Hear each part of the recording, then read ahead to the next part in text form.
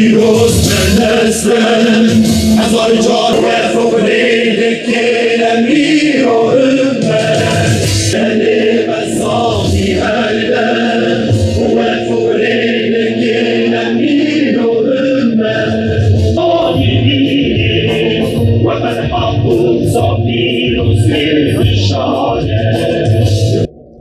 Selahaddin Eyyubi'nin ve Abdülhamid Han'ın torunlarına selam olsun. Direnişin kahraman evlatlarına selam olsun. Gazze'de Siyonist zulme sessiz kalmayıp mazlumların safında yer alan vicdan sahiplerine selam olsun. Bağrı yanık mazlumların ahını işitip bu meydanları dolduran duyarlı halkımıza selam olsun. Zulme sessiz kalmayıp ve zulmün karşısında dik duranlara selam olsun. Değerli basın mensupları, muhterem halkımız, kıymetli kardeşlerim ve bacılarım, Allah'ın selamı, rahmeti ve bereketi üzerinize olsun. Dünya tarihinde ender rastlanan bir zulümle karşıya karşıya kalan Gazze halkı tüm dünyanın imtihanı olmaya devam etmektedir. Gazze'de yaşanan zulümleri ifade etmeye kelimeler artık kifayetsiz kalmaktadır. Orada bir halk soykırıma maruz kalmakla birlikte kıtlık, açlık, ilaçsızlık, susuzluk, gıdasızlık ve insani tüm ihtiyaçlardan mahrum bırakılarak ölüme terk edilmektedir. Her gün açlıktan şehit olan çocuk, kadın, yaşlı, savunmasız sivil bir halk, insani koridorun açılmasını ve vicdan sahiplerinin harekete geçmesini beklemektedir. Ama maalesef geçici bir dünyalık için Siyonistlere mal akışını sağlayarak ticari, askeri ve diplomatik ilişkilerini devam edenleri şedidül ikab olan Rabbimizin uyarısıyla uyarıyoruz. Hud suresi 113. ayeti kerimede yüce Rabbimiz zulmedenlere meyletmeyin, zalimlerin yanında olmayın, sonra size ateş dokunur, cehennemde yanarsınız. Sizin Allah'tan başka dostunuz yoktur. Sonra ondan da yardım göremezsiniz diye ferman buyurmaktadır yüce Rabbimiz. İşte bu fermana binaen dikkate alarak Siyonistlere olan tüm ilişkilerinizi kesin. Siyonist saldırılardan dolayı Gazze enkazlar altında canlı bir mezarlığa dönüştürüldü. Orada kardeşlerimiz yıkılan yerleşim yerlerinin enkazları altında kurtarılmayı ve insani koridorun açılmasını beklemektedir. 1 milyondan fazla mağdur Gazze'li kardeşimizin ahı arşı titretmektedir.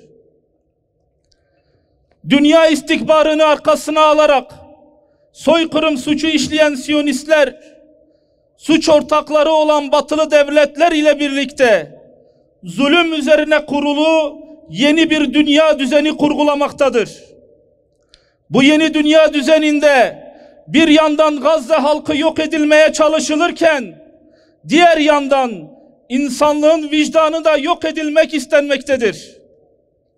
İşgal altında olan mukaddes beldelerin hürmetini çiğneyen, hiçbir kural, kaide ve ölçü tanımayan Siyonist Nazi çetesi insani tüm erdemleri ayaklar altına almaktadır.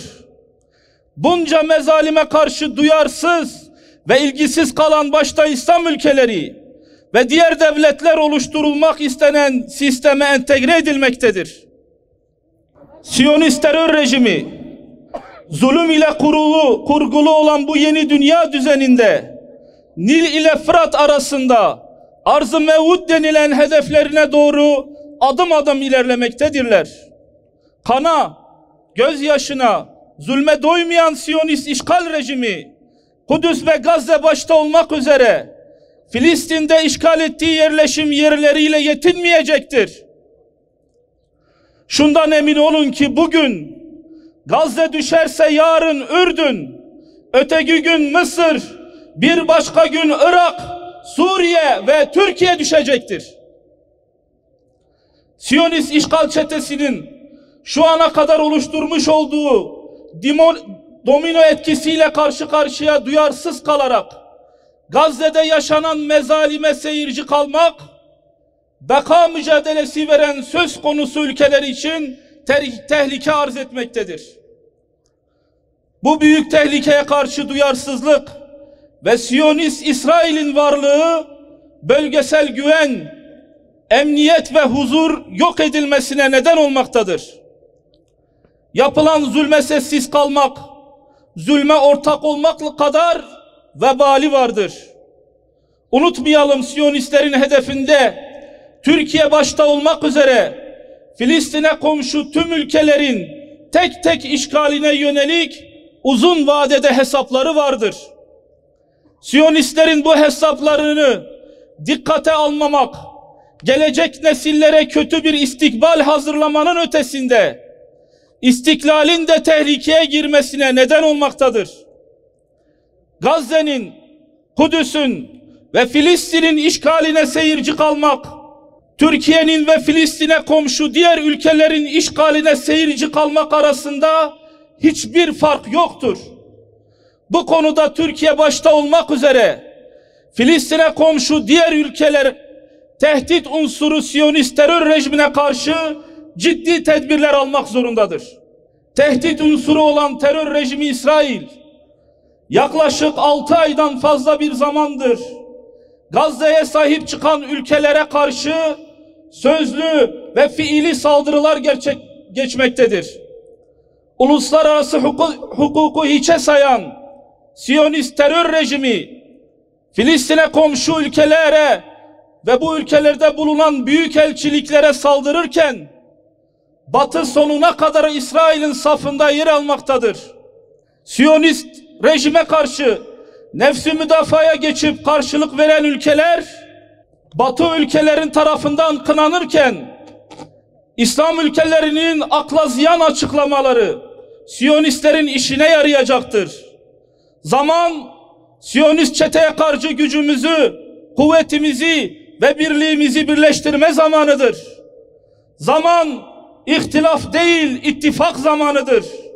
Siyonistlere karşı yapılan her türlü eylemin arkasındayız ve arkasında olmaya devam edeceğiz. Siyonistlerin Gazze'ye yönelik saldırılarında Siyonistlere yardım etmek, ticaret adı altında ürün göndermek, bumerang etkisi oluşturarak ileride söz konusu ülkelerin de işgaline adım adım zemin hazırlamaktadır. Buradan başta Türkiye olmak üzere vicdan sahibi tüm devletlerden ve uluslararası aktörlerden talep ediyoruz ki Siyonistlerle ticari, askeri, diplomatik ilişkilerinizi kesin. Gazze halkına yönelik yapılan saldırıların son bulmasına yönelik somut adımlar atın. Gazze halkına insani koridorun açılmasına yönelik somut adımlar atın. Hamas'ın dünya kamuoyuna, devletlere ve uluslara yönelik yapmış oldukları ateşkes çağrısı karşılık bulmalı, bu konuda ciddi adımlar atılmasını talep ediyoruz. Yerinden edilmiş tüm Gazze'li kardeşlerimizin koşulsuz olarak kendi yaşadıkları bölgelere geri dönülmesi sağlanmalıdır.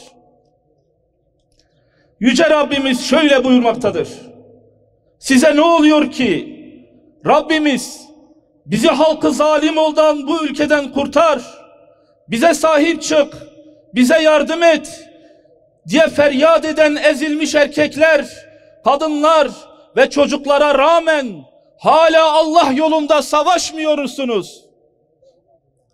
Peygamber sevdalı olarak bir kez daha en yüksek sesle haykırıyoruz ve diyoruz ki canımızla, malımızla, kanımızla, evladu iyalimizle ilk kıblemiz Mescid-i Aksa'nın ve Müslüman kardeşlerimizin yanındayız. Filistin'in Mescid-i Aksa'nın özgürlüğüne giden her türlü meşru eylemin yanındayız ve destekçisiyiz. Bu yolda üzerimize düşen her türlü fedakarlığı yapmaya hazırız.